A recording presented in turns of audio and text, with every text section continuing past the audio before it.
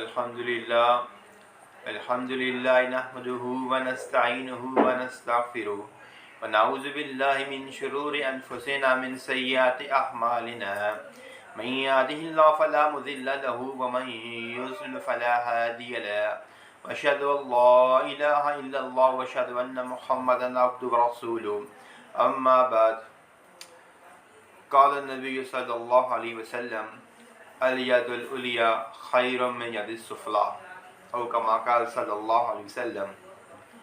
السلام علیکم۔ آج میں آپ کے سامنے اس موضوع پہ چند باتیں عرض کرنا چاہوں گا، وہ ہے اسلام کے اندر گدھا گری کی ممانعت، یعنی کہ سوال کرنا، اسے عرف عام میں کہتے ہیں بھیک مانگنا۔ اسلام کے اندر گدھا گری کو، کسی دوسرے کے سے سوال کرنے کو منع کیا گیا ہے، اور مختلف حدیث مبارکہ جو ہیں وہ آئی ہوئی ہیں، مذکور ہیں۔ ایک حدیث شریف کے اندر جو ہے ایک صحابی نبی کریم صلی اللہ علیہ وسلم کے پاس آتے ہیں اور آ کر عرض کرتے ہیں، یا رسول اللہ کہ میرے پاس گھر میں کھانے کے لیے کچھ نہیں ہے۔ تو بسا اوقات نبی صلی اللہ علیہ وسلم جو ہے اس طرح کے جو صحابہ اکرام رضی اللہ اجمعین آپ صلی اللہ علیہ وسلم سے سوال کرتے تھے، تو آپ صلی اللہ علیہ وسلم جو ہے ان کی موقع محل کو دیکھ کر اور جو ہے وہ صحابہ کرام رضی اللہ اجمعین کو دیکھ کر بسا اوقات جو ہے ان کی ضرورت پوری کر لیتے، یا کبھی کبھار ایسا ہوتا کہ ان کو کسی صحابی کی طرف جو ہے بھیج دیتے، جیسے عثمان غنی رضی اللہ تعالیٰ عنہ ہیں، عمر فاروق رضی اللہ تعالیٰ عنہ ہیں، اور دوسرے صحابہ کرام رضی اللہ اجمعین کا ذکر کتابوں کے اندر مذکور ہے۔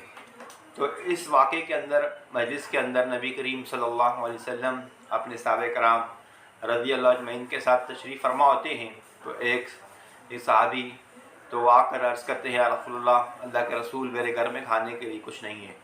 تو یعنی کہ ان کے دل میں یہ ہوتا ہے کہ نبی کریم صلی اللہ علیہ وسلم اللہ کے رسول ہیں، وہ میری مدد فرما لیں گے، یا مجلس کے اندر کسی صحابی کو کہہ دیں گے کہ اپنے مسلمان بھائی کی آپ مدد کر لو۔ تو نبی کریم صلی اللہ علیہ وسلم جو ہے وسائل کو دیکھتے ہیں اور اس سے جو ہے آپ صلی اللہ علیہ وسلم پوچھتے ہیں کہ تمہارے گھر میں کچھ چیز ہے؟ تو وہ کہتا ہے، یا رسول اللہ، اللہ کے رسول میرے گھر میں کوئی چادر ہے یا کمبل ہے یا اس طرح کی کوئی چیز اس زمانے کے اعتبار سے۔ تو آپ صلی اللہ علیہ وسلم جو ہے کہتے ہیں وہ میرے پاس کو لے آؤ۔ تو جب وہ لے کر آتا ہے تو نبی کریم صلی اللہ علیہ وسلم جو ہے سب مجلس کے اندر جو صحابہ کرام رضی اللہ اجمعین بیٹھے ہوتے ہیں ان سے کہتے ہیں کہ بھائی اس کی کوئی چیز کوئی خریدے گا؟ تو ایک صحابی جو کہتا ہے کہ 1 درہم میں خریدوں گا۔ اس کے علاوہ پھر آپ کہتے ہیں کوئی اور 1 درہم سے کچھ زیادہ خریدے گا؟ تو اور اس مجلس میں ایک اور دوسرے صحابی کہتے ہیں کہ یا رسول اللہ کے رسول میں 2 درہم کے اندر اس کو میں خریدوں گا۔ تو جو 2 درہم میں خریدنے کا بولتے ہیں، اس کے ہاتھ جو ہے وہ فروخت کر دیتے ہیں۔ پھر آپ صلی اللہ علیہ وسلم اس صحابی سے کہتے ہیں کہ آپ جو ہے اس 1 درہم کا، نبی کریم صلی اللہ علیہ وسلم کہتے ہیں کہ اپنے گھر کے اندر جو ہے سامان، جو ضرورت کا سامان ہے وہ ڈال دو، اور 1 درہم سے جو ہے ایک کلاڑی خرید کے لے آؤ۔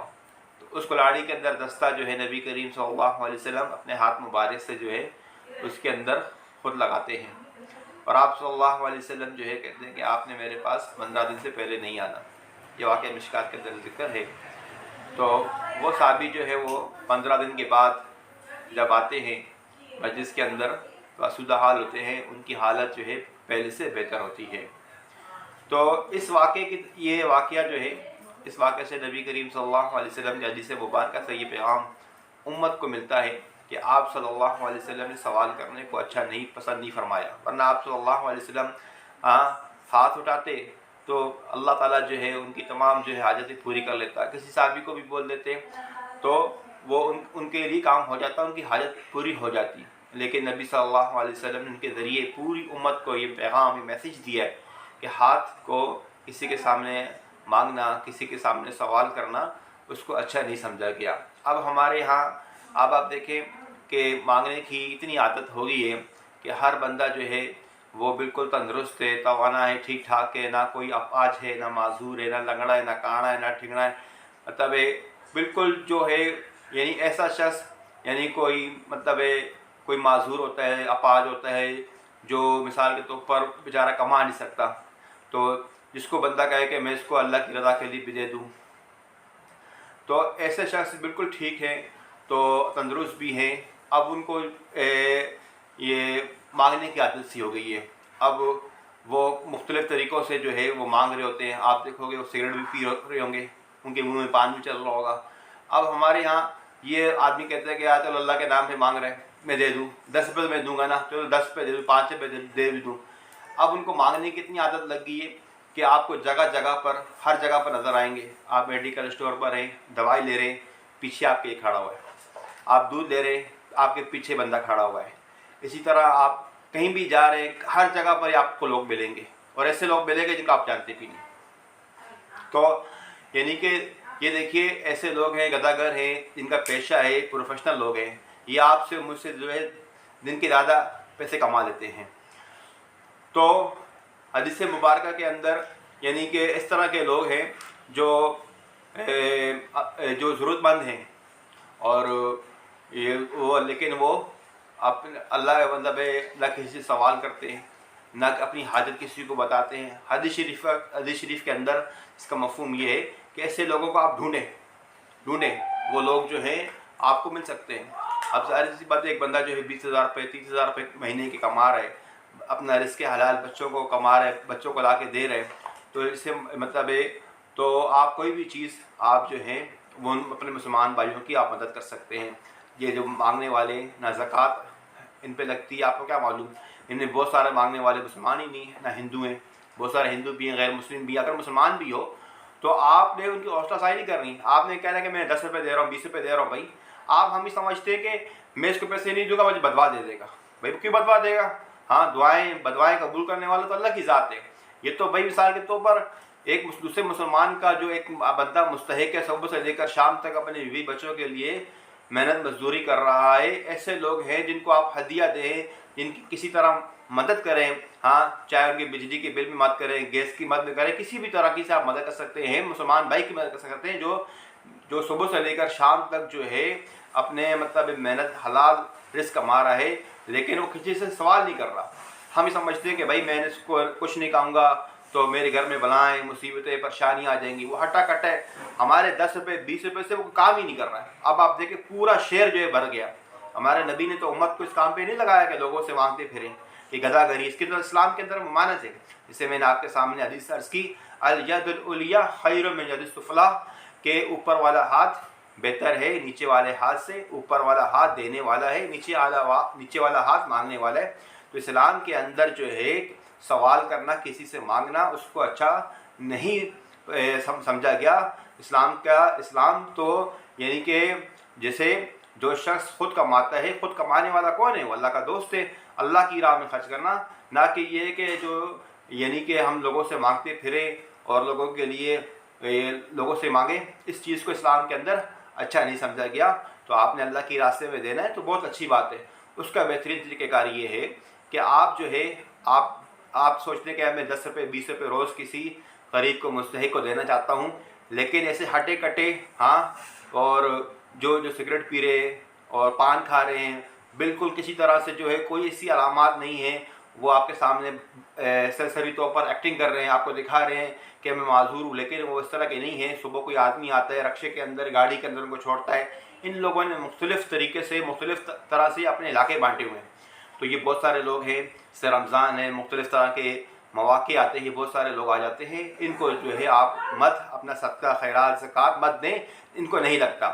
اگر آپ نے دینا ہے تو اپنے پاس، اپنے قریب، آپ کے قریب کے اندر، آپ کے پڑوس کے اندر، آپ کے محلے کے اندر، آپ کے علاقے کے اندر، آپ کی فیملی کے اندر آپ کو اسے بے شمار بہت سارے لوگ مل جائیں گے. آپ اپنی امداد کس کو دے سکتے ہیں، کس کا تعاون کر سکتے ہیں آپ، اس کے لیے آپ اپنے آس پڑوس کے اندر، اپنے علاقے کے اندر دیکھیں کوئی بیوہ خاتون ہے جس کا شوہر فوت ہو چکا ہے، کمانے والا کوئی نہیں ہے، آپ ان کی مدد کر سکتے ہیں. اسی طرح کوئی شخص قرض دار ہے، مقروض ہے، آپ جو ہے ان کی مدد کر سکتے ہیں۔ اسی طرح جو ہے آس پڑوس کے اندر آپ کی مساجد ہیں، مدارس ہیں، وہاں پر آپ جا کے پتہ کریں وہاں پر سیمنٹ کی ضرورت ہے، سریے کی ضرورت ہے، بجری کی ضرورت ہے، یا امام صاحب سے آپ رابطہ کریں کہ وہ آپ کو بتائیں گے کس چیز کی ضرورت ہے۔ اسی طرح مدرسے کے اندر جو قاری صاحبان جو ہے وہ دن رات قرآن پڑھا رہے ہیں، آپ مدرسے کے اندر بھی تعاون کر سکتے ہیں، اور ان قاری صاحبان کے اندر جو وہ صبح سے لے کر شام تک جو ہے وہ یعنی دین پھیلا رہے ہیں۔ سوائے کراچی کے اندر چند بڑے مدارس کو چھوڑ کر جتنے بھی قاری صاحبان ہیں ان کی صبح سے لے کر شام رات تک 10 سے 15 ہزار روپے سیلری ہے، آپ جو ہے ان کے ساتھ بھی تعاون کر سکتے ہیں۔ اسی طرح کسی گھر کے اندر کوئی بچی ہے، بیٹی ہے، بہن ہے، تو اس کی شادی کے اندر آپ تعاون کر سکتے ہیں۔ مختلف جو ہے تعاون کرنے کی صورتیں ہیں۔ تو اس طرح جو مسلمان بھائی آپ کسی کی مدد کرنا چاہتے ہیں تو آپ جو ہے روزانہ 10 روپے 20 روپے جو ہے وہ اپنے مسلمان بھائی کے لیے نکال کے گھر کے اندر ایک جگہ پہ رکھتے جائیں۔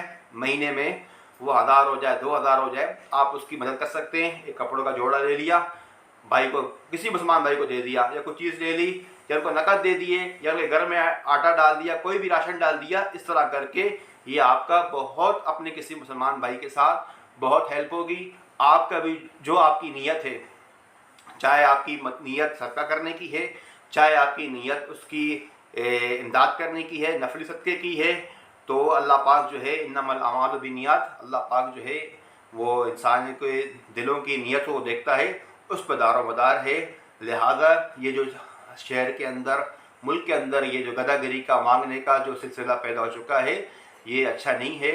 باقی یہ ہے کہ سائل، حدیث شریف میں آتا ہے سائل کو مت جھڑکیں، ان سے بدتمیزی نہیں کریں، ان کو برا بلا نہیں بولے، ان کو ترغیب دیں کہ بھی اللہ پاک نے آپ کو صحت دی ہے، ماشاءاللہ آنکھیں ہیں، کان ہیں، ناک ہے، ہاتھ پاؤں ہیں، تو اگر آپ کو کام نہیں ملتا میں آپ کو کام پہ لگا لیتا ہوں، مسئلہ نہیں، میں آپ کو کام پہ لگا لیتا ہوں۔